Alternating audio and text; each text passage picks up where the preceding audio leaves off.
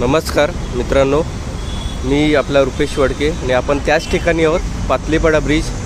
तुम्हाला वाटत असेल एवढं रिकामा का वाटतोय रस्ता, त्याचं कारण मी सांगतो. बघ, असं चित्र कुठे पाहिलं आहे का तुम्ही? हा काल पलटी झालेला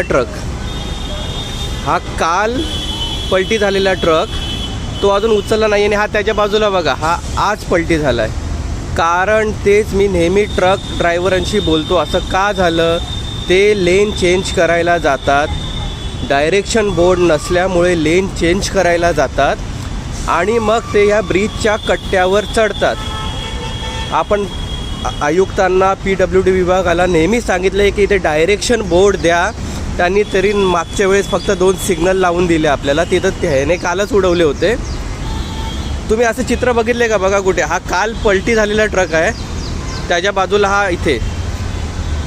हां, आणि ही ट्रॅफिक बघा. आता ही लोकं आहेत ना, हिरानंदानी पातलीपाड्याला कामाला येणारी, हे माजीवड्यापासून चालत येत आहेत.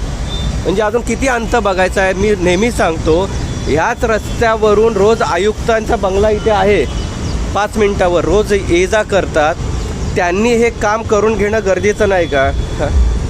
आमचे मित्र मला विचारतात, तू कोणाला पत्रव्यवहार केला, काय केला? अरे, आमच्याकडून होईल तेवढा आम्ही प्रयत्न करतोय.